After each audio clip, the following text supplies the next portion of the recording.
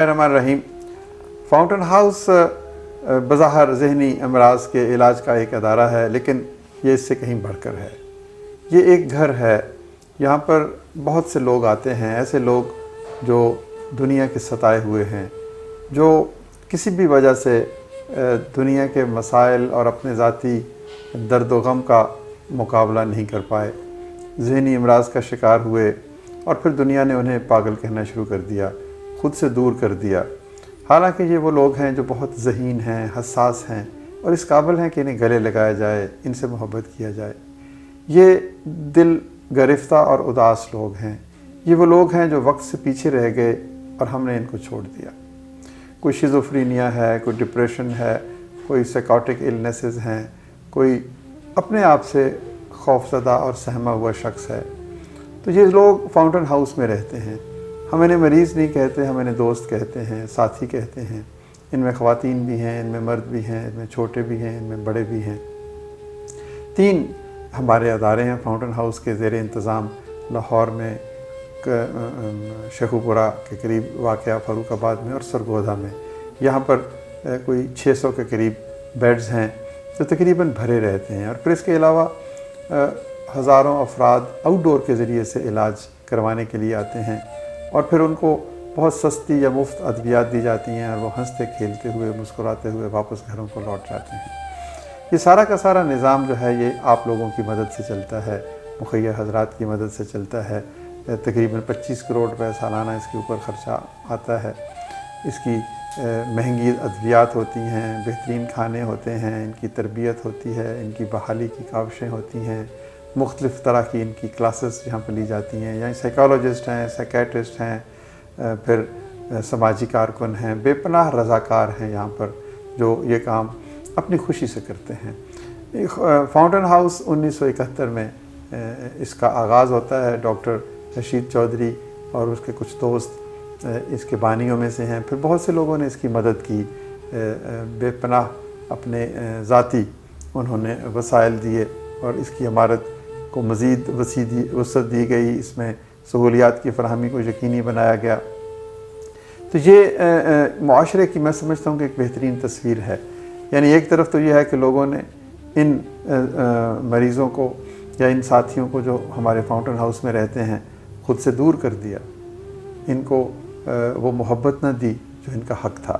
تو اسی طرح کچھ لوگ ایسے بھی تو ہیں جنہوں نے اپنی ذات سے بلند ہو کر ان کو اپنایا اور ایک گھر تعمیر کیا ان کے لیے، جس میں محبت ہے، ایثار ہے، قربانی ہے۔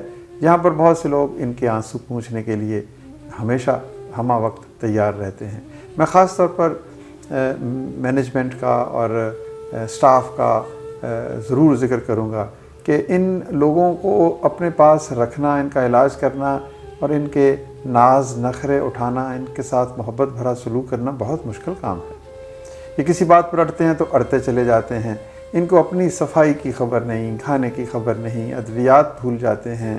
تو یہ سارے کے سارے کام کے لیے ہمارے پیرامیڈکس، ہماری نرسز اور ہمارے اٹینڈنٹس جو ہیں، اور جو صفائی کرتا ہے وہ بھی میں سمجھتا ہوں کہ ہمارے سر کا تاج ہے کہ وہ ان کو گندگی سے بچاتا ہے، باتھ روم کو صاف رکھتا ہے، چادریں صاف رکھتا ہے۔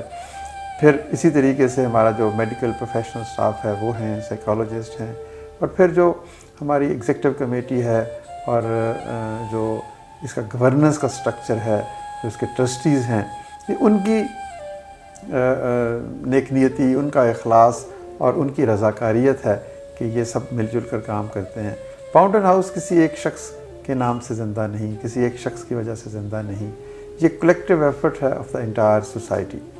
تو میں چاہوں گا کہ جو بھی یہ ویڈیو دیکھ رہا ہے وہ یہ آئے یہاں پر، آ کر یہاں پر دیکھے کہ کس خوبصورتی سے اور کس محبت سے ان مریضوں کا خیال رکھا جاتا ہے، اور پھر اگر اس کے دل میں کوئی یہ ایک خواہش بیدار ہو کہ وہ بھی اس سفر میں ساتھی بننا چاہتا ہے تو وہ بھی یہاں پر آئے۔ فاؤنٹن ہاؤس کے بانی ڈاکٹر رشید چودھری کہا کرتے تھے کہ یہ خوشیوں کا گھر ہے، یہاں پر اداسیاں ختم ہو جاتی ہیں، یہاں پر دکھ ختم ہو جاتے ہیں۔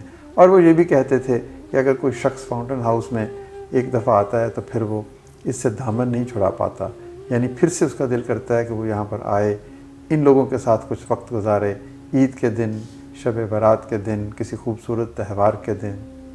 اور پھر سب سے بڑی جو رضاکاریت ہے وہ تو وقت کی رضاکاریت ہے.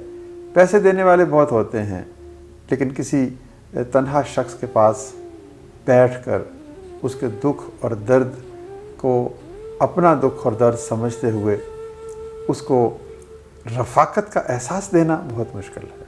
تو ہمیں ایسے لوگوں کی تلاش ہے جو زندگی میں ایک دفعہ، مہینے میں ایک دفعہ، سال میں ایک دفعہ یہاں پر آئیں اور ان لوگوں کے ساتھ بیٹھیں، ان کے مسائل سنیں، ان کے دکھ دور کریں. تو سرگودا میں جو عمارت بنی ہے وہ اسٹیٹ آف دی آرٹ عمارت ہے. ایک انتہائی خوبصورت جگہ ہے، آپ آئیں دیکھیں تو آپ حیران رہ جائیں گے. اسی طرح فاروق آباد میں بھی یہی کام اسی خوبصورتی سے ہو رہا ہے. ادھر لاہور میں ایک خواتین کا وارڈ ہے، ایک میل کا وارڈ ہے، پھر بچوں کا ایک وارڈ ہے. پھر یہیں پر ہم نے ایک اور بھی کام کیا.